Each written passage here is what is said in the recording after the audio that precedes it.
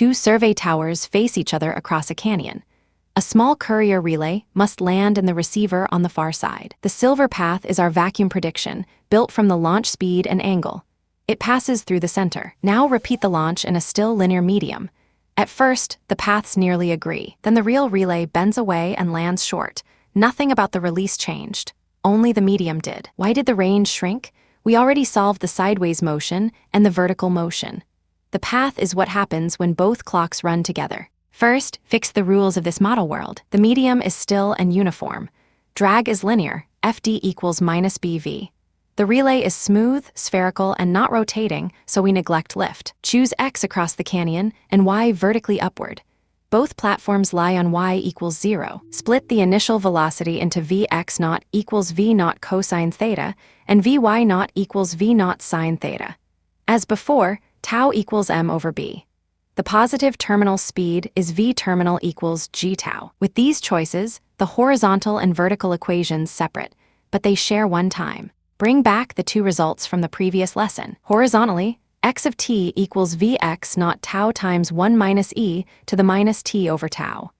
The equal time marks crowd together because horizontal speed is fading. Vertically, y of t equals vy naught plus v terminal times tau times the same exponential bracket minus v terminal t.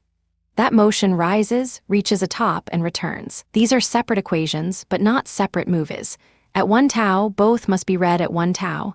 At the next instant, both advance together. The shared clock is the thread that will sew two one-dimensional histories into one two-dimensional path. Pick one instant, t1.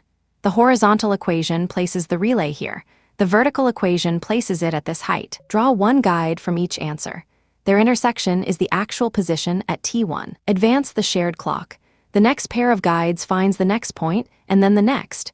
Equal time dots begin to trace an arc. Notice their spacing. Early dots move far across the canyon. Later dots gain less horizontal distance because Vx is decaying. Connect the dots only after the pairing is clear. A trajectory is not a third motion. It is the ordered set of pairs x of t, y of t, produced by one shared clock. Compare the amber path with the dashed vacuum path. They leave from the same point, with the same initial tangent. On the way up, the velocity points upward and forward, so drag points down and backward. Drag and gravity both oppose the upward component. The relay reaches a lower top sooner. After the top, vertical velocity points downward, so the vertical part of drag points upward. Drag does not pull downward for the whole flight, yet the horizontal speed keeps fading in both halves of the journey. The descent therefore becomes increasingly steep, and the second ground crossing moves left. The shorter range comes from the complete history, not from one force arrow frozen in one direction. Now temporarily remove the ground and let the mathematical motion continue. The horizontal equation has a remarkable destination. Write it as x of t equals x infinity times 1 minus e to the minus t over tau, where x infinity equals vx naught tau. Every future horizontal step is positive, but each is smaller than the one before it. Their infinite sum is finite. The relay approaches the plane x equals x infinity without crossing it. This plane is not a physical wall, and it exerts no force. It marks the total horizontal distance available as velocity decays toward 0. Time keeps passing. The vertical motion can continue downward, but the remaining sideways distance becomes exponentially tiny, so the path turns almost vertical beside a finite horizontal asymptote. That horizontal limit lets distance tell time. Divide x by the full horizontal budget. The fraction still remaining is 1 minus x over x infinity. The position equation says this remainder equals e to the minus t over tau. After 1 tau, e to the minus 1 remains. After 2 tau, e to the minus 2 remains. The exponential hides the clock inside distance. To recover time, undo the exponential with a logarithm. The result is t equals minus tau times the natural log of 1 minus x over x infinity. The logarithm is not an arbitrary complication. It answers a physical question. How many response times were needed to leave this much horizontal distance unused? Now substitute that distance clock into the vertical position. Keep the geometry visible while the time symbol transforms. The exponential bracket becomes x divided by vx naught tau. The remaining time term becomes a logarithm. After collecting terms, y of x equals vy naught plus v terminal, divided by vx naught, times x, plus v terminal, tau times the natural log of 1 minus x over v x naught tau. The first contribution is a straight inclined guide. The logarithmic contribution bends downward. Their vertical sum is the exact trajectory. It is not a parabola. And because the logarithm requires a positive argument, the path exists only for x less than x infinity, approaching that vertical asymptote more and more steeply. A correct drag formula must return the familiar vacuum path when drag becomes weak. Let z equal x over x infinity. For small z, the natural log of 1 minus z is minus z squared over 2, minus z cubed over 3, and higher terms. Watch the first term cancel the terminal speed part of the straight contribution. The second term becomes minus gx squared over 2vx naught squared.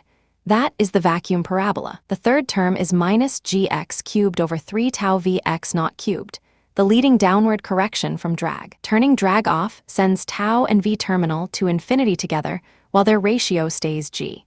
The exact amber curve then morphs smoothly into the silver parabola. Return the level ground. The trajectory meets y equals 0 at launch, so r equals 0 is one route. The range we want is the second crossing, where the relay lands. Replace x by r and set y to 0. The exact condition contains r outside the logarithm and inside it. In elementary functions, it does not unfold into a simple explicit r equals formula. That is not a failure. A numerical probe can slide along the trajectory, watch y change from positive to negative, and locate the crossing. For our normalized launch, the vacuum prediction is 1 unit, while the exact linear drag range is about 0.897, but a number alone hides how the loss depends on the motion. Taylor therefore asks for a useful approximation. When drag is weak, the cubic trajectory is enough.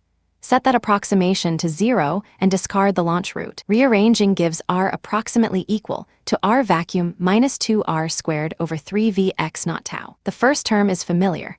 R vacuum equals 2vx naught vy naught over g. The second term is already small. So inside that small correction only, replace the unknown r by the vacuum guess. One correction pass gives r approximately equal to r vacuum times 1 minus 4vy naught over 3v terminal. The minus sign predicts a shorter range. The dimensionless ratio vy naught over v terminal measures the correction. This formula is first order, for level ground and weak drag. In our normalized example, it predicts 0.887, close to the exact 0.897, but not identical. Move the receiver from the vacuum mark to the range predicted for the linear medium. Relaunch. This time, the equal time dots, the amber trajectory, and the receiver agree before the relay arrives. The path came from pairing x of t with y of t. Eliminating their shared time produced the logarithm. The second ground crossing produced the range, and one vacuum guess produced the leading correction. Linear drag gave us a rare gift. The components stayed independent long enough to build an analytic path. Next, quadratic drag will tie the components together through the total speed. The geometry will remain, but the easy separation will not.